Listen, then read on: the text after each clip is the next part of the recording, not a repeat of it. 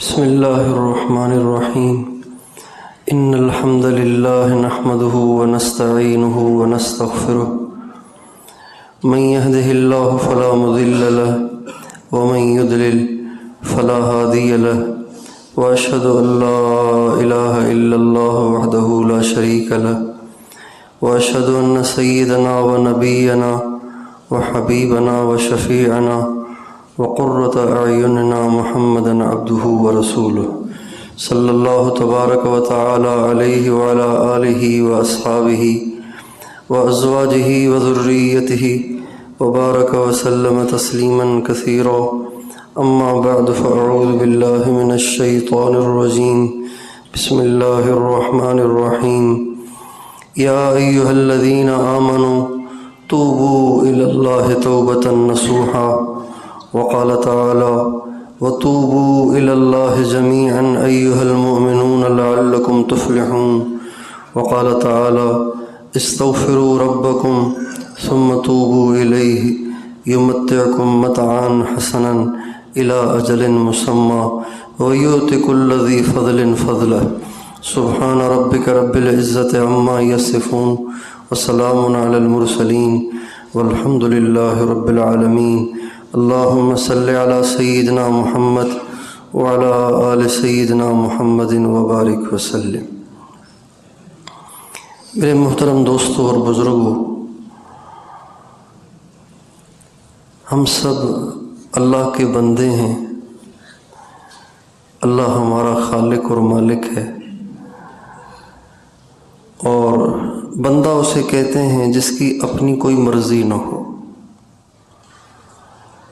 کسی کے تابع ہو جانا اور کسی کے سپرد ہو جانا اور کسی کی مرضی کے اپنی مرضی کو تابع کر دینا، اس کو کہتے ہیں بندہ ہونا۔ اپنی مرضی سے دستبردار ہو جانا، اپنی خواہشات سے دستبردار ہو جانا، اپنی رائے، عقل اور سمجھ سے دستبردار ہو کر کسی کی لکیر کا فقیر ہو جانا، اس کو کہتے ہیں بندہ ہونا۔ ہم سب اللہ کے بندے ہیں، ہم خدا نہیں ہیں، ہم بندے ہیں۔ ہماری اپنی کوئی مرضی نہیں ہونی چاہیے۔ ہماری زندگی کا ہر عمل، ہماری زندگی کا ہر کام اپنے پروردگار کی رضا کے مطابق ہونا چاہیے۔ ایک تنخواہ دار ملازم دکان پہ کام کرتا ہے تو اپنی مرضی کے بغیر، اپنے مالک کی مرضی کے بغیر ایک چیز اٹھا کے ادھر سے ادھر نہیں رکھ سکتا۔ اس پہ بھی اس کو ڈانٹ پڑتی ہے، اس پر بھی اس کو نکال دیے جانے کی دھمکیاں دی جاتی ہیں۔ تو بھلا یہ مناسب ہے کہ کوئی اللہ کا بنا ہوا بندہ اپنی مرضی کی زندگی گزار رہا ہو اور یہ سوچتا ہی نہ ہو کہ میرے اللہ کو پسند ہے یا ناپسند ہے، جائز بھی ہے یا ناجائز ہے، حرام ہے یا حلال ہے؟ جب بندے اپنی مرضی کے مالک ہو جاتے ہیں، دوسرے الفاظ میں اپنے ہی من میں خدا بن جاتے ہیں اور اپنی مرضی کے مالک ہو جاتے ہیں، تو اللہ تعالیٰ ایسے نکمے اور ایسے نافرمان بندوں سے اپنی نظر رحمت ہٹا لیتا ہے۔ اور جب اللہ تعالیٰ کسی سے نظر رحمت ہٹا لیتا ہے تو دنیا جہاں کی پریشانیاں اس کو گھیر لیتی ہیں، پکڑ لیتی ہیں، پھر وہ ادھر ادھر دھکے کھاتا ہے اور ادھر ادھر اپنے مسائل کے حل کے لیے کوششیں کرتا ہے، لیکن اس کا کوئی نتیجہ نہیں نکلتا۔ اسی پریشانی میں اس کی زندگی ختم ہو جاتی ہے، اور دنیا تو مختصر ہے، مرتے ہی ایک بہت بڑا سزا کا سلسلہ شروع ہو جاتا ہے۔ اس لیے بندے کو چاہیے کہ اپنی مرضیاں چھوڑ دے، اپنے بندہ ہونے کا صرف زبان سے نہیں، اپنے عمل سے بھی اظہار کرے، اور یوں کہے کہ میرے رب میری کوئی مرضی نہیں۔ حضرت ابراہیم علیہ السلام کو اللہ تعالیٰ نے فرمایا اسلم، ابراہیم اپنی مرضیاں میرے حوالے کر دو، دستبردار ہو جاؤ۔ اسلام کا ترجمہ ہی اپنی تمام مرضیوں سے دستبردار ہو کر اپنے آپ کو کسی کے سپرد کر دینا، اسلام کا ترجمہ ہی یہ ہے۔ ہم مسلم ہیں نا، مسلم ہیں، ہم مسلم ہیں۔ ایک ڈاکٹر جو کہلاتا ہو تو اس کو کم از کم بخار چیک کرنا تو آتا ہو، اس کو کم از کم مرض کی تشخیص تو آتی ہو، اس کو کم از کم دوائیوں کے نام تو آتے ہوں۔ یہ کیسا ڈاکٹر ہے جس کو نہ دوائیوں کا پتہ نہ مرض کا پتہ؟ مسلم کسے کہتے ہیں؟ مسلم اسے کہتے ہیں جس کی اپنی کوئی مرضی نہیں۔ الاسلام، اس کا ترجمہ کتابوں میں لکھا ہے گردن نہادن، اپنے آپ کو سپرد کر دینا، اپنے آپ سے دستبردار ہو جانا، اور اس بات کا اقرار کرنا کہ میری کوئی مرضی نہیں، میری کوئی خواہش نہیں، میری کوئی رائے نہیں، میری کوئی عقل اور سمجھ نہیں، اللہ جیسے تو کہے میں تو ویسے کروں گا۔ اس کا نام ہے اسلام۔ ابراہیم علیہ السلام سے اللہ نے فرمایا اسلم، ابراہیم حوالے کر دو، تو فرمانے لگے، عرض کرنے لگے اسلمت لرب العالمین، یا اللہ سپردم بتو مایہ خیشرا، تو دانی حساب کم و بیشا، میری کوئی مرضی نہیں، میں نے اپنے آپ کو تیرے حوالے کر دیا، جو حکم آئے گا تو سر آنکھوں پر مجھے قبول ہے۔ چنانچہ اللہ تعالیٰ نے فرمایا کہ یہ جو بڑھاپے میں ہم نے آپ کو بچہ دیا ہے نا اسماعیل، بڑھاپے کا بچہ بہت پیارا ہوتا ہے، پھر جس بیوی سے بچہ ہو وہ دوسری بیوی سے جس سے بچہ نہ ہو زیادہ پیاری ہوتی ہے۔ تو حضرت سارہ پرانی بیوی ہیں، حضرت ہاجرہ نئی بیوی ہیں۔ حضرت سارہ سے اولاد نہیں ہوئی ساری زندگی، بعد میں ہوئی، اور حضرت ہاجرہ سے شادی ہوئی تو اس سے اولاد ہو گئی، ان سے اولاد ہو گئی۔ تو اللہ تعالیٰ نے فرمایا اب ہاجرہ آپ کے پاس رہتی ہے، اسماعیل جو بڑھاپے کا بچہ ہے ابھی دودھ پی رہا ہے یہ بھی آپ کے پاس رہتا ہے۔ میں کہتا ہوں ان کو تم یہاں سے اٹھاؤ اور جہاں جبریل تمہیں بتائے نا دور دراز وہاں جا کے چھوڑ کے تم واپس آ جاؤ۔ کتنی مشکل بات ہے، کتنا مشکل حکم ہے، لیکن کہہ چکے تھے نا اسلمت لرب العالمین۔ چنانچہ حضرت ہاجرہ کو لیا، حضرت اسماعیل کو لیا اور اونٹ پہ بٹھایا، اور چل سو چل جبریل ساتھ ہیں، جہاں کہیں زندگی کے آثار نظر آتے، کوئی درخت، کوئی پانی، کوئی آبادی نظر آتی تو حضرت ابراہیم کہتے جبریل یہاں ٹھیک ہے، کہتے نہیں اور آگے چلیے۔ چلتے چلتے 1 مہینے کی مسافت کے بعد جب ایسی جگہ پہنچے جہاں زندگی کا کوئی سامان نہیں تھا، کوئی سبزہ، کوئی درخت، کوئی پانی کا چشمہ، کوئی آبادی نہ تھی، چاروں طرف کالے پہاڑ اور ریت کے ٹیلے اور سنسان ویران ریگستان تھا۔ جب وہاں پہنچے تو حضرت جبریل کہنے لگے خلیل اللہ یہاں اتارنا ہے ان کو، تو اف بھی نہ کی، یہاں کیسے، یہاں کیا کریں گے، مر جائیں گے، یہاں کیا کریں گے، یہ بھی نہیں کہا۔ کیوں؟ اسلمت لرب العالمین سپردم بتو مایہ خیشرا، تو دانی حساب کم و بیشرا۔ چونکہ اپنے آپ کو حوالے کر چکے تھے نا تو اب تو اف کی گنجائش بھی نہیں تھی۔ بیوی کو اتار دیا، بچے کو اتار دیا، اور مزید برآں حکم تھا کہ چھوڑ کے آؤ، پھر بات بھی نہیں کرنی، ترغیب بھی نہیں دینی۔ ہم تو جاتے ہیں چلا لگانے کے لیے تو بیوی کہتی ہے بچے تنگ کریں گے آپ چلے جائیں گے، سودا سامان کون لائے گا، بچے چھوٹے چھوٹے ہیں، اکیلے ہیں، ڈر لگے گا۔ ہم ان کو حضرت بلال کے واقعات سناتے ہیں، حضرت خنسا کے واقعات سناتے ہیں، حضرت سمیہ کے واقعات سناتے ہیں، جس سے جا کے ان کو حوصلہ تسلی ہوتی ہے، ہمیں نکلنے کا موقع مل جاتا ہے۔ ابراہیم علیہ السلام سے فرما رہے ہیں بولنا نہیں ہے، چپ، چھوڑو اور آؤ۔ ان کو جب اتارا اور پھر اونٹ پہ بیٹھ کے نکلنے لگے تو حضرت ہاجرہ کہنے لگیں کہاں، تو بول ہی نہیں رہے، خاموش ہیں۔ اونٹ پہ بیٹھ کے جانے لگے تو حضرت ہاجرہ چمٹ گئی اور رونے لگی اور کہنے لگی ایسے تو نہ کریں نا آپ، یوں بے سر و سامانی میں چھوڑ کے آپ جا رہے ہیں تو ہم سے کوئی جرم ہوا ہے، کوئی بے ادبی ہو گئی ہے، ہم سے کوئی دل آزاری ہوئی ہے، اگر ہوئی ہے تو معاف کر دیں، مجھے اس طرح بے سہارا اور بے سر و سامان چھوڑ کے تو نہ جائیں، اتنی بڑی سزا تو نہ دیں، پٹائی کر لیں، جو کرنا ہے کر لیں، لیکن یوں اتنا دور دراز سنسان ریگستان میں چھوڑ کے جانا ایسے تو نہ کریں، اور یہ بچہ آپ کا بیٹا ہے، کس کے حوالے کر کے جا رہے ہیں؟ لیکن خلیل اللہ کو بولنے کی بھی تو اجازت نہیں، لہٰذا اندر تو کٹ رہا ہے، ٹوٹ رہا ہے، لیکن بولنے کی جو اجازت نہیں ہے، اس لیے بول نہیں رہے اور اندر ہی اندر میں گھٹتے چلے جا رہے ہیں، اور ہر اگلا قدم بوجھل ہے لیکن اٹھا رہے ہیں، چونکہ اللہ نے کہا ہے کہ واپس آ جاؤ۔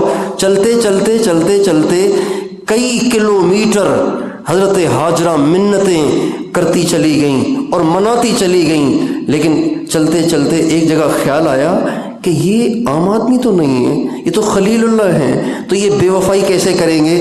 اللہ کے رسول سے تو بے وفائی کی امید نہیں کی جاتی، اللہ کا رسول تو کبھی بے وفائی نہیں کرتا، کہیں اللہ نے تو نہیں کہا، یہ ساری صورتحال اللہ کے حکم سے تو نہیں بن رہی، تو کہنے لگیں اللہ امرک، اللہ نے تو نہیں کہا، تو چونکہ بولنے کی اجازت نہیں تھی سر ہلایا کہ ہاں اللہ نے کہا ہے، تو واہ حضرت ہاجرہ فرمانے لگیں اذن لا یضیعن اللہ، جب اللہ نے یہاں ڈالنے کو کہا ہے تو وہ اللہ ہمیں ضائع نہیں کرے گا۔ اس کو کہتے ہیں بندگی، اپنی مرضیوں سے دستبردار ہو جانا، اپنی خواہشات سے دستبردار ہو جانا، اپنے آپ کو اپنے مالک کے تابع کر دینا، اس کا نام ہے بندگی، اس کا نام ہے بندہ بننا۔ میرے دوستو، آج امت مسلمہ بندگی چھوڑ کے کتنی پریشانیوں میں گرفتار ہے، کتنے مسائل میں گرفتار ہے، کتنی تکلیفوں میں گرفتار ہے، اور آج کے حالات بتا رہے ہیں کہ اللہ تعالیٰ نے نظر رحمت پھیر لی ہے، اللہ تعالیٰ نے نظر رحمت پھیر لی ہے۔ ہمارے حاجی عبدالوہاب صاحب ایک واقعہ سناتے تھے، وہ فرماتے تھے کہ ایک ماں کو شوق تھا کہ میرا بچہ مجھے امی کہے، اور وہ امی نہیں کہتا تھا، نام لیتا تھا، بچپن سے ہی اس کی عادت پڑ گئی، نام لیتا تھا، امی نہیں کہتا تھا، اور ابو اور امی کو بڑا مزہ آتا ہے جب اس کے بچے اسے ابو کہہ کے پکارتے ہیں اور امی کو امی کہہ کے پکارتے ہیں، تو تھکاوٹ ہی اتر جاتی ہے اور ٹینشن دور ہو جاتی ہے، آدمی ریلیکس ہو جاتا ہے جب بچے بھاگے آ کے گلے ملتے ہیں اور آ کے چڑھتے ہیں کندھے پر اور آ کے کپڑوں سے چپکتے ہیں اور ابو ابو کہہ کے پکارتے ہیں، امی امی کہہ کے پکارتے ہیں، تو بڑا مزہ آتا ہے۔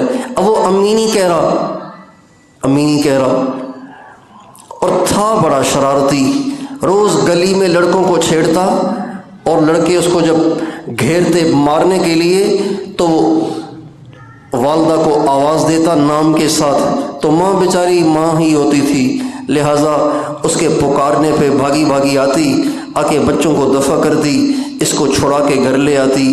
ایک دفعہ ماں کو بھی آیا غصہ کہ اس نکمے کو اتنا عرصہ ہو گیا ہے سمجھا کہ میرا تو دماغ خالی ہو گیا ہے، یہ مجھے امی نہیں کہہ رہا، لہٰذا گلی میں اس نے کی چھیڑ چھاڑ اور بچوں نے اس کو گھیر کے کی پٹائی، اور جب اس کی پٹائی ہونے لگی نا تو یہ اس نے پکارا نام لے کر، مثلاً زینب، مثلاً زینب، ماں نے کہا نہیں ہونے دو پٹائی، یہ مجھے امی کیوں نہیں کہتا۔ جب اس نے دیکھا کہ دروازے سے امی آئی نہیں رہی اور چھڑائی نہیں رہی، تو بیزار آ کر اس نے کہا امی۔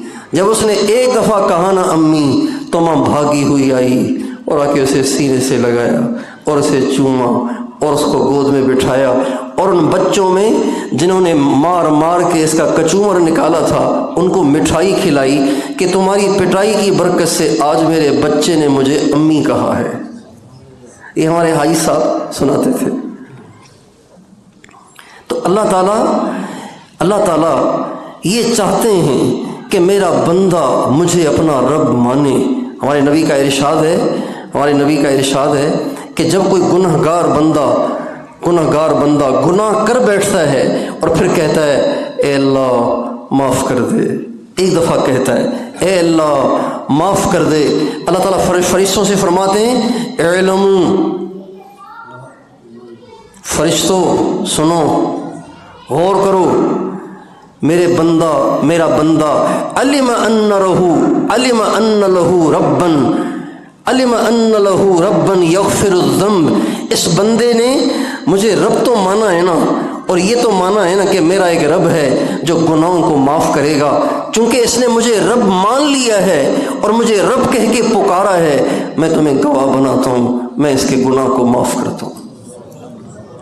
اللہ تعالیٰ کو یہ بات پسند ہے کہ بندہ اپنے عمل سے، اپنے قول سے، اپنے کردار سے، اپنے گفتار سے اس بات کو ظاہر کرے کہ اللہ میں بندہ ہوں، تو رب ہے۔ آج ہم اپنی زندگی میں غور کریں، کیا ہم اپنے کردار سے، ہم اپنے معاملات سے، ہم اپنی زندگی سے کیا اس بات کا اظہار کرتے ہیں کہ ہم کسی کے تابع ہیں، ہم کسی کے پیچھے ہیں، ہم کسی کے ماتحت ہیں، ہم کسی کے پابند ہیں، ہم کسی کے اصول و ضوابط کے ساتھ مقید ہیں، ہم آزاد نہیں ہیں؟ کہ ہم اپنی زندگی سے اس بات کا اظہار کرتے ہیں ہمارا کھانا بھی مرضی کا، پینا بھی مرضی کا، چلنا بھی مرضی کا، بولنا بھی مرضی کا، تجارت بھی مرضی کی، ملازمت بھی مرضی کی، ساری زندگی مرضی کی گزار رہے ہیں؟ تو اس سے تو یہ ظاہر نہیں ہوتا کہ ہم کسی کے ماتحت ہیں، ہم کسی کے پابند ہیں۔ آپ کسی ملازم سے کہیں نا کہ جی آپ چلیں میرے ساتھ، میرے دوست کی شادی ہے، میرا دل کر رہا ہے آپ بھی چلیں، تو وہ کہتا ہے اجی میں تو سرکاری ملازم ہوں، چھٹی کے بغیر تو جا نہیں سکتا۔ وہ ظاہر کر رہا ہے کہ میں کسی کا پابند ہوں، آزاد نہیں ہوں۔ ایک ملازم سے، ایک کریانے کی دکان پر کام کرنے والے ملازم سے کہیں کہ یار یہ جو ایک بوری ہے یہ تم مجھے دے دو، چپکے سے تیرے گھر پیسے پہنچا دوں گا۔ وہ کہے گا نہیں یار دکان میری نہیں ہے، میں تو ملازم آدمی ہوں، یہ سارا سامان تو کسی اور کا ہے، آپ ان سے بات کریں، اس کے بغیر میں نہیں کر سکتا، اس لیے کہ میں ملازم ہوں۔ کسی بچے سے کہیں وہ کہے گا ابو مارے گا، کسی بیوی سے کہیں وہ کہے گی خاوند سے پوچھتی ہوں، وہ کہے گی خاوند سے پوچھتی ہوں، کسی طالب علم سے کہیں وہ کہے گا استاد سے پوچھوں، کسی مرید سے کہیں وہ کہے گا شیخ سے پوچھوں۔ یہ سب اس بات کا اپنے عمل سے اظہار کر رہے ہیں ہم آزاد نہیں، ہم کسی کی رائے کے پابند ہیں۔ کیا اچھا ہو کہ بندے بھی اپنی زندگی میں اس بات کا اظہار کریں کہ ہم اپنی مرضی کے مالک نہیں ہیں، ہم اپنے پروردگار کے پابند ہیں۔ وہ اجازت دے گا تو کریں گے، وہ اجازت نہیں دے گا تو نہیں کریں گے۔ ہمارے نبی صلی اللہ علیہ وسلم کے پاس حضرت ابوبکر صدیق حاضر ہوئے اور کہا یا رسول اللہ مکے والوں کی تکالیف سے اب بیزار آ گیا ہوں، آپ مجھے اجازت دے دیں کہ میں بھی مدینے ہجرت کر جاؤں۔ آپ نے فرمایا ابو بکر ذرا ٹھہر جاؤ، میں بھی اپنے مالک کے حکم کا منتظر ہوں، شاید مجھے بھی اجازت مل جائے، پھر کٹھے چلیں گے۔ اللہ کے نبی اتنی تکلیفیں برداشت کر رہے ہیں لیکن مکہ نہیں چھوڑ رہے، کیوں؟ اجازت ملے گی تو جاؤں گا نا۔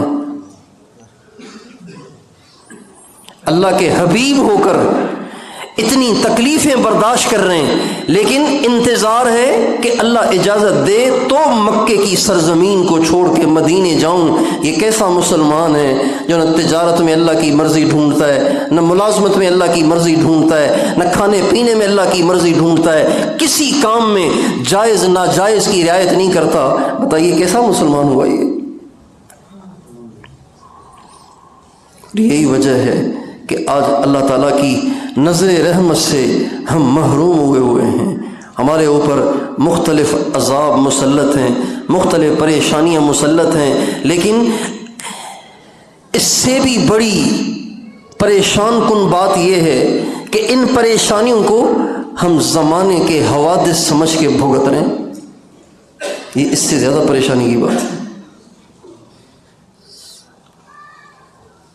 پریشانی آئی ہے تو فوراً پریشانی بھیجنے والے کی طرف توجہ جانی چاہیے نا کہ بھئی وہ ہم سے ناراض ہو گیا ہے، کیا مسئلہ ہے، کیوں اس نے پریشانی بھیجی ہے، اس کو منانا چاہیے، اس کو راضی کرنا چاہیے، بجائے اس کے ہم کہتے ہیں قد مس آباءنا السراء والضراء، یہ کوئی نئی باتیں تھوڑی ہیں، مہنگائیاں پہلے بھی ہوتی رہیں، بیماریاں پہلے بھی آتی رہیں، ظالم حکمران پہلے بھی آتے رہے، یہ مسائل پہلے بھی ہوتے رہے، یوں لڑائیاں پہلے بھی ہوتی رہیں، یوں مسلمانوں کا خون پہلے بھی بہتا رہا، یہ تو زمانے کے حوادث ہیں، یہ تو زمانے کے اتار چڑھاؤ ہیں، لہٰذا یہ کہہ کے ہم اللہ پاک کو منانے کی بجائے مطمئن ہو کے بیٹھے ہوئے ہیں اور ان پریشانیوں کو بھگتتے چلے جا رہے ہیں،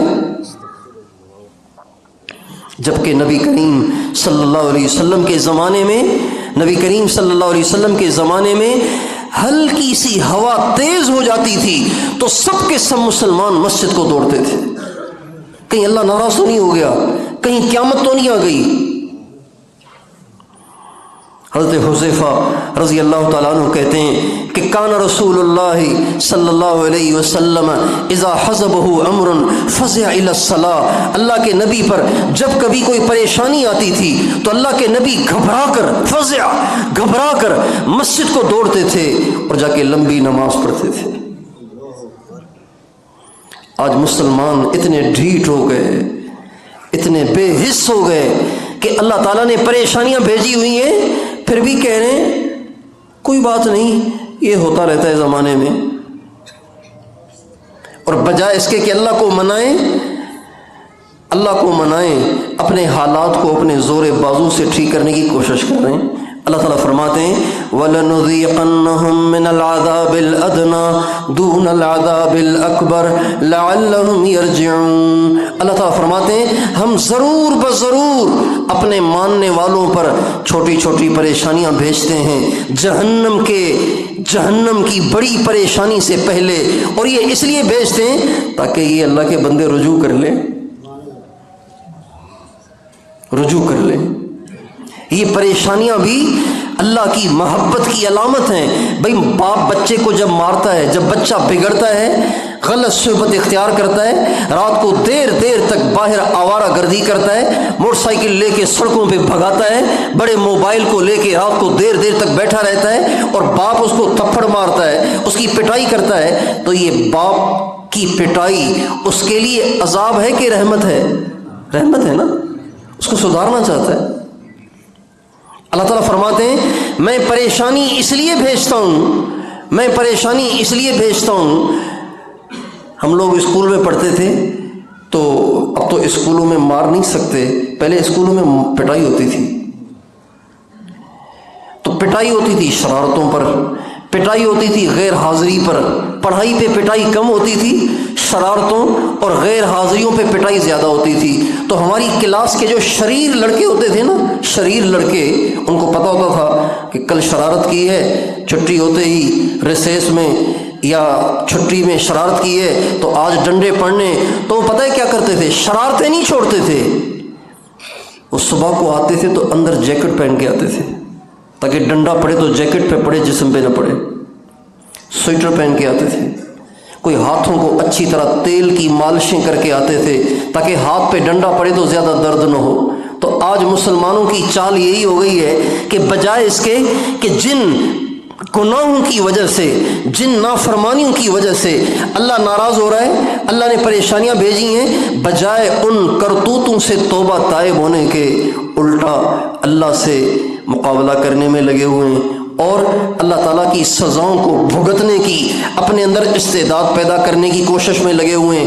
میرے محترم بھائیوں، ایسے موقع پہ اللہ تعالیٰ بڑے پیار سے اپنے بندوں سے کہتے ہیں میرے بندو، یہ ساری پریشانیاں میں نے بھیجی ہیں اور اس لیے بھیجی ہیں تاکہ تم میری طرف آ جاؤ۔ چنانچہ اللہ تعالیٰ فرماتے ہیں یا ایھا الذین آمنوا توبوا الی اللہ، یا ایھا الذین آمنوا توبوا الی اللہ۔ دنیا میں ایسا کوئی بڑا نہیں ہے کہ جس بڑے کی چھوٹے نافرمانیاں کریں اور وہ بڑا ناراض ہو جائے پھر منانے کی بھی خود ہی دعوت دے۔ دنیا میں ایسا کوئی بڑا نہیں ہے۔ ایسا کوئی بڑا آپ نے دیکھا کہ جو چھوٹوں کی سرکشی سے ناراض ہو جائے اور پھر کہے مجھے منانے آؤ نا،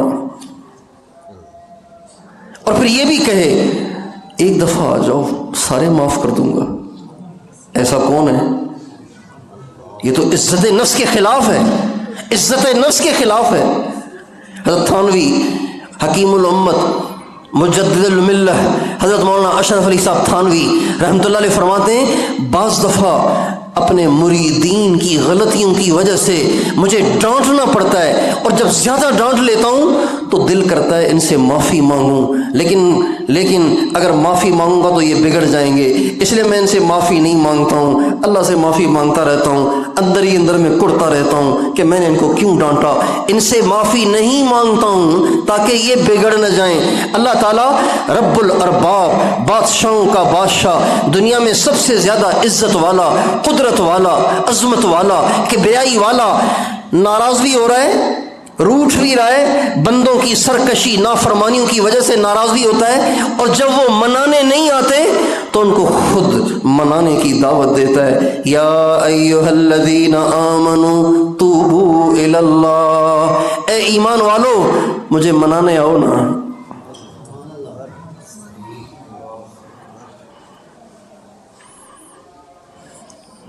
وَتُوبُوا إِلَى اللَّهِ جَمِيعًا أَيُّهَا الْمُؤْمِنُونَ لَعَلَّكُمْ تُفْلِحُونَ، اے ایمان والو سب کے سب آ جاؤ مجھے منانے کے لیے، میں تمہاری ساری مرادیں پوری کر دوں گا، مجھے منانے آؤ۔ لَعَلَّكُمْ تُفْلِحُونَ کا ترجمہ ہے میں تمہاری ساری مرادیں پوری کر دوں گا اگر تم مجھے منانے آ جاؤ تو۔ اور یہ جگہ فرماتے ہیں استغفروا ربکم ثم توبوا الیہ، میرے بندو مجھ سے معافی مانگو نا۔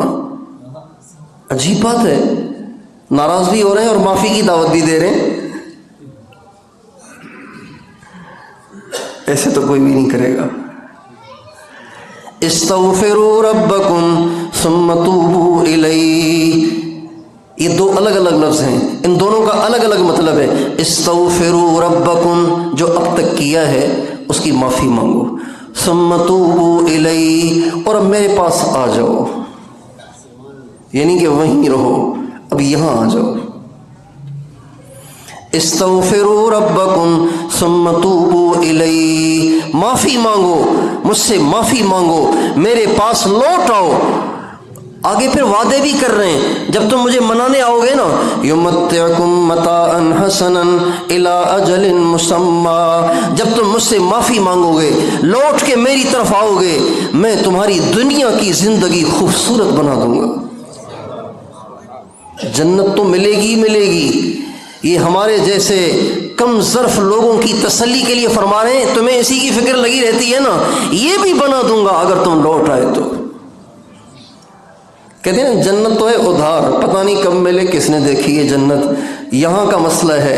اللہ تعالیٰ فرماتے ہیں تم توبہ کرو، استغفار کرو، گناہوں سے توبہ کرو، گناہوں کی معافی مانگو، اور ہمیشہ کے لیے لوٹ کے میرے پاس آ جاؤ، میری فرما برداری کی زندگی گزارو، میرے بندوں میں تمہاری یہ بھی زندگی جنت بنا دوں گا۔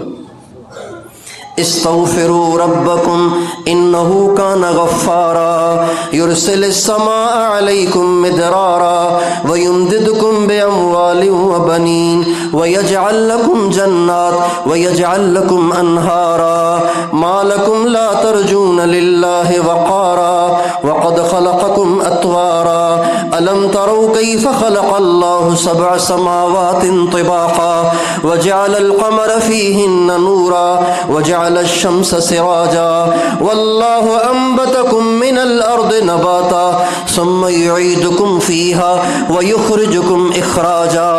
اپنے رب سے معافی مانگو نا، اپنے رب سے معافی مانگو، انہو کان غفارا، وہ بار بار معاف کرنے والا ہے۔ بار بار معاف کرنے والا کیوں کہہ رہے ہیں؟ ایک اشارہ دے رہے ہیں، ایک اشارہ دے رہے ہیں، اگر بعد میں بھی ہو جائے گا پھر بھی معاف ہو جائے گا۔ بہت سے لوگ اس لیے توبہ نہیں کرتے اس لیے کہ شام کو پھر کرنا ہے، مجھے پتہ ہے میری طبیعت کا، آج میں نے تقریر سنی ہے، بیان سنا ہے، توبہ کر لوں گا، مجھے پتہ ہے شام کو پھر میں نے کرنا ہے۔ اللہ کہہ رہے ہیں انہو کان غفارا، تیرا رب وہ نہیں ہے جو ایک دفعہ معاف کرتا ہے، تم 1000 دفعہ آؤ تو 1000 دفعہ بھی معاف کرتا ہے۔ انہو کان غفارا۔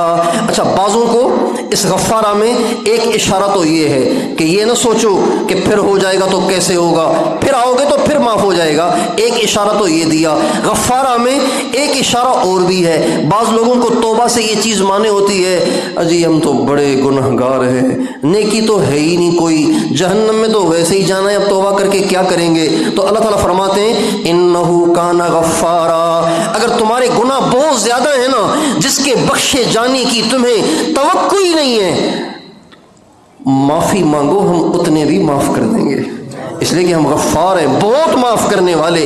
غفار کا مطلب یہ بھی ہے کہ بہت زیادہ گناہ معاف کرنے والا، اور غفار کا مطلب یہ بھی ہے کہ بار بار معاف کرنے والا۔ استغفروا ربکم انہ کان غفارا یرسل السماء علیکم مدرارا ویمددکم باموال وبنین ویجعل لکم جنات ویجعل لکم انہارا۔ تم معافی مانگو گے تو گناہ تو بخش دوں گا، توبہ تو قبول کر لوں گا، اس کے ساتھ ساتھ تمہارے دنیا کے مسئلے بھی حل کروں گا، موسلا دھار بارشیں دوں گا، مال بھی دوں گا، بیٹے بھی دوں گا، باغات بھی دوں گا، نہریں بھی دوں گا۔ یہ ساری باتیں فرما کر جب اللہ دیکھ رہے ہیں نا کہ بندے پھر بھی مائل نہیں ہو رہے، بندوں کے دل پھر بھی نرم نہیں پڑ رہے، اور بندے پھر بھی جھک نہیں رہے، تو اللہ حیرت سے پوچھتے ہیں ما لکم لا ترجون للہ وقارا، تمہیں کیا ہو گیا ہے کہ تمہارے دل پہ تمہارے رب کی بات کا بھی اثر نہیں پڑ رہا؟ ما لکم، تمہیں کیا ہو گیا ہے؟ اتنے لالچ دے رہا ہوں پھر بھی نہیں آ رہے۔ ما لکم، یہ بڑا عجیب لہجہ ہے، ما لکم، تمہیں کیا ہو گیا ہے؟ لا ترجون للہ وقارا، تمہارے دل میں اللہ کی اہمیت ہی نہیں ہے۔ لا ترجون للہ وقارا، تمہارے دل میں اللہ کی اہمیت ہی نہیں ہے، کیا ہو گیا ہے تمہیں؟ وقد خلقکم اطوارا، جبکہ اللہ پاک نے تم سب کو بنایا، تمہارے باپ دادا کو بنایا، ساری انسانیت اور جنات اور فرشتوں کو بنایا، ساری کائنات کو بنایا۔ الم تروا کیف خلق اللہ سبع سماوات طباقا وجعل القمر فیہن نورا وجعل الشمس سراجا، دیکھتے نہیں تمہارے رب نے کتنے بڑے آسمان بنائے، زمینیں بنائیں، اس میں سورج چاند ستارے بنائے، اتنا بڑا بادشاہ تمہیں دعوت دے رہا ہے، اب تو تمہیں نرم ہونا چاہیے، اب تو تمہیں اس کے سامنے جھک جانا چاہیے۔ اللہ تعالیٰ کتنے کریم ہیں، کتنے مہربان ہیں، اس کے باوجود بھی اگر کوئی بندہ پریشانیاں بھگتتا رہے اور اللہ کے سامنے جھکے نہیں، تو اس سے زیادہ احمق اور کون ہوگا؟ آج اس طرف رجحان نہیں ہے، پریشانی آتی ہے تو اللہ کو نہیں مناتے، بزرگوں کے پاس جا کے وظیفے پوچھتے ہیں، اللہ کو نہیں مناتے، اپنی زندگی سے گناہوں کو نہیں نکالتے، کہتے ہیں کوئی وظیفہ بتاؤ جان چھوٹ جائے۔ اس کی مثال بالکل ایسی ہے، ایک بچہ جوا کھیلتا ہے، جواری ہے، اس کا باپ اس سے ناراض ہوتا ہے، اب یہ روز اس پہ ناراض ہوتا ہے، روز اس پہ ناراض ہوتا ہے، کبھی گھر سے نکالنے کی دھمکیاں دیتا ہے، کبھی خرچہ بند کرنے کی دھمکیاں دیتا ہے، کتنی محنت مشقت سے میں نے پیسے کمائے، میرے بچے تو نے کس طرح بے دردی کے ساتھ میری کمائی ہوئی کمائی کو بے دردی کے ساتھ جوا میں ضائع کر دیا، اب میں تمہیں آئندہ بالکل پیسے نہیں دوں گا، میں تیرے گھر میں آنے پہ پابندی لگا دوں گا، اس طرح باپ دھمکیاں دے رہا ہے۔ اب یہ بجائے اس کے کہ جوا سے توبہ طائب ہو جائے، یہ جا رہا ہے کسی بزرگ کے پاس، حضرت کوئی ایسا وظیفہ بتائیں کہ باپ پہ پھونکوں اور باپ خاموش ہو جائے اور میں جوا کھیلتا رہوں۔ اس کی مثال ایسی ہے، یہ جتنے پریشان لوگ عاملوں کے پاس چکر کاٹتے ہیں اور ادھر ادھر دھکے کھاتے ہیں اور اپنی زندگی کو نہیں ٹٹولتے، اپنی زندگی سے نافرمانیاں نہیں نکالتے، اللہ کے سامنے توبہ طائب نہیں ہوتے، ان سب کی مثال اس جواری بچے کی سی ہے۔ استغفروا ربکم ثم توبوا الیہ، معافی مانگو، توبہ کر لو، سارے مسئلے حل۔ وجہ دور نہیں کرتے، وجہ دور نہیں کرتے۔ تو بھائیو توبہ کریں۔ آج امت مسلمہ پہ حالات ہیں، آج امت مسلمہ پریشان ہے. آپ تو چھوٹی چھوٹی پریشانیوں میں ہیں. پوچھیں اہل غزہ سے کہ پریشانی کیا ہوتی ہے. پوچھیں اہل غزہ سے کہ مصیبت کیا ہوتی ہے، پریشانی کیا ہوتی ہے، تکلیف کیا ہوتی ہے. پوچھیں اس باپ سے جو اپنے 4 بچوں کی لاشیں اپنے ہاتھوں سے قبر میں اتار رہا ہے. پوچھیں اس ماں سے جو اپنے بچوں کو اور اپنے خاوند کو بھی ساتھ ساتھ قبر میں اتار رہی ہے اور ان کی لاشوں سے لپٹ کے ان کو الوداع کر رہی ہے. پوچھیں اس بوڑھے باپ سے، اس بوڑھے دادا سے جس کے بچے بھی بموں کی نظر ہو گئے اور اس کے پوتے بھی بموں کی نظر ہو گئے اور اس کی پوتیاں بھی بموں کی نظر ہو گئیں. ان سے پوچھیں دکھ کیا ہوتا ہے. ہم تو تھوڑی تھوڑی چیز پہ واویلا شروع کر دیتے ہیں. امت کے حالات ٹھیک نہیں ہیں، امت کے حالات ٹھیک نہیں ہیں، امت کے حالات ٹھیک نہیں ہیں. اس وقت ضرورت ہے کہ امت ان باتوں کو اپنے اوپر لازم کر لے کہ جس پر خدا کو ترس آ جائے اور اس کی مدد اتر آئے اور اس کی رحمت متوجہ ہو جائے اور وہ دوبارہ سے ایسے ہمارے ساتھ ہو جائے جیسے کبھی ہوا کرتا تھا. جب اللہ ہمارے ساتھ ہوتا تھا نا، جب اللہ ہمارے ساتھ ہوتا تھا تو کسی کو مجال نہیں ہوتی تھی ہماری طرف میلی نگاہ اٹھانے کی، کسی کو مجال نہیں ہوتی تھی. ہم وہی ہیں، اللہ تو وہی ہے، ہم بدل گئے ہیں. اللہ تو آج بھی کرنے کے لیے تیار ہے، اس کی رحمت تو اترنے کے لیے بے تاب ہے، لیکن نیچے کرتوتی نہیں ویسے کیا کریں. ان اللہ لا یغیر ما بقوم حتی یغیروا ما بانفسہم. اللہ تعالیٰ فرماتے ہیں میں تب تک اپنے بندوں کے حالات نہیں بدلتا جب تک وہ اپنے اعمال ٹھیک نہ کریں. اس وقت ضرورت ہے اجتماعی طور پر ساری امت توبہ کرے، ساری امت توبہ کرے. کس چیز سے توبہ کرے؟ صرف تسبیح پہ توبہ نہ کرے، اپنی زندگی کو تبدیل کرے. جو جہاں اللہ اور اس کے نبی کو ناراض کر رہا ہے وہ اس سے باز آ جائے، وہ اس سے رک جائے، وہ ٹھہر جائے، وہ توبہ طائب ہو جائے، وہ ان ساری چیزوں سے واپس آ جائے، اللہ پاک کی رضا والی زندگی گزارنا شروع کر دے. خدائے پاک کی قسم، خدائے پاک کی قسم، آج امت مسلمہ آج توبہ طائب ہو جائے، گناہوں سے طائب ہو جائے، گناہوں سے باز آ جائے، اپنے اللہ کو راضی کرنے کے لیے، اپنے اللہ کو راضی کرنے کے لیے پرعزم ہو جائے. اللہ کی قسم اللہ آج بھی کفر پہ ہاتھ ڈالنے کے لیے تیار ہے. اللہ آج بھی تیار ہے اور اللہ نے کہا ہے، قرآن میں کہا ہے ان بطش ربک لشدید انہ هو یبدئ ویعید. تیرے رب کی پکڑ بڑی سخت ہے. کیوں بتا رہا ہے؟ کہ بوڑھا نہیں ہے، آج بھی اس کی پکڑ سخت ہے. ایک قیامت تک قرآن پڑھنے والے لوگوں جانو تمہارے رب کی پکڑ آج بھی سخت ہے. تم اس پکڑ کو حرکت میں لانا چاہتے ہو تو تم بن کے دکھا دو. اور فرماتے ہیں الم تر کیف فعل ربک بعاد ارم ذات العماد التي لم يخلق مثلها في البلاد وثمود الذين جابوا الصخر بالواد وفرعون ذي الاوتاد الذين طغوا في البلاد فاكثروا فيها الفساد فصب عليهم ربك صوت عذاب. اگلی بات ان ربک لبالمرصاد. تیرا رب تو آج بھی دشمنوں کو پکڑنے کے لیے تیار ہے، لیکن دوست بن کے تو دکھائے نا.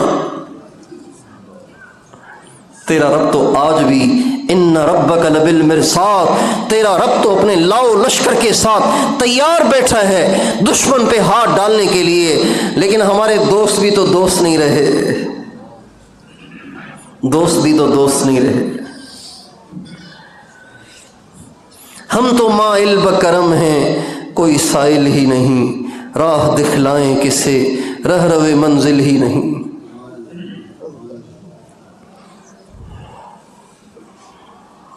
اللہ تو آج بھی آنے کے لیے تیار ہے، اللہ تو آج بھی اترنے کے لیے تیار ہے. اللہ کو کیا رکاوٹ ہے؟ اللہ آج کی ٹیکنالوجی سے متاثر نہیں ہو گیا ہے، دب نہیں گیا ہے، ڈر نہیں گیا ہے. ان کی اللہ کے ہاں اللہ کے ہاں ان کی تنکے کی سی بھی حیثیت نہیں. تنکے کی بھی کوئی حیثیت ہے؟ اللہ پاک کے ہاں ان کی تنکے کی سی بھی حیثیت نہیں ہے. لیکن ہم اللہ کو ساتھ لینے کی کوشش نہیں کر رہے. ہم اللہ پاک کی ماننے کی کے لیے تیار نہیں ہیں. اگر ہم اللہ پاک کی ماننے کا عزم کر لیں، اللہ پاک کو اپنے ساتھ لے لیں، اپنی زندگی کو گناہوں سے پاک کر لیں اور حضرت محمد صلی اللہ علیہ وسلم کے طریقے سے، سنت سے مزین ہو کر اللہ کو وہ محبوب روپ اور وہ پسندیدہ روپ دکھائیں اور پیش کریں، تو اللہ آج بھی مدد کرنے کے لیے تیار ہے. آپ کسی ملک میں انٹر نہیں ہو سکتے جب تک کہ انہی کی ایمبیسی کا لگا ہوا ٹھپا آپ ان کو نہیں دکھاتے. داخل ہو سکتے ہیں؟ انہی کی ایمبیسی کا ٹھپا جب وہ لگا ہوا دیکھتے ہیں پھر آپ کو انٹر ہونے دیتے ہیں. اسی طرح اللہ کسی کی مدد نہیں کرتا، کسی کا ساتھ نہیں دیتا، کسی کی نصرت نہیں کرتا.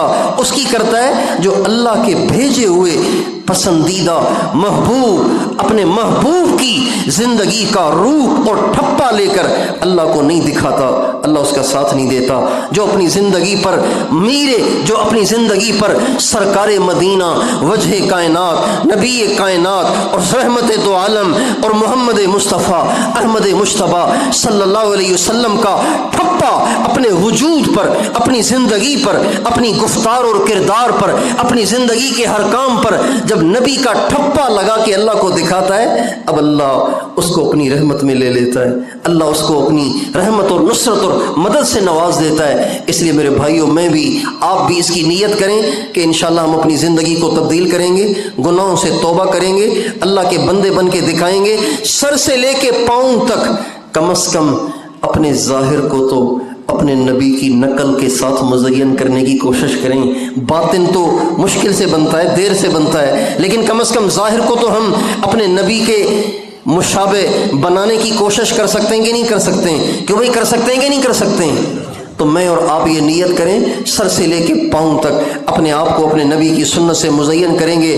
داڑیاں مت منڈائیں، نماز کبھی نہ چھوڑیں، اپنی شلوار کو ٹخنوں سے اوپر رکھا کریں، جھوٹ سے بچیں، دھوکے سے بچیں، غیبت سے بچیں، گالی گلوچ سے بچیں، اوروں کی دل آزاری سے بچیں، کسی کا حق نہ کھائیں. مائیں زندہ ہیں ان کے پاؤں دھو کے پئیں، باپ زندہ ہیں ان کی دعائیں لیں. ماں باپ کی دعائیں اولاد کو وہاں لے جاتی ہیں جہاں اولاد اپنی صلاحیتوں سے نہیں پہنچ سکتے. نکمے سے نکمی اولاد جب انہیں ماں باپ کی دعائیں مل جائیں تو ان کے پر لگ جاتے ہیں، وہ فضاؤں میں اڑتے ہیں. اور صلاحیتوں والی اور لیاقتوں والی، استعدادوں والی اولادیں جب اپنے ماں باپ کی بد دعائیں لیتے ہیں، اللہ انہیں دنیا ہی میں ذلیل و خوار کر دیتا ہے.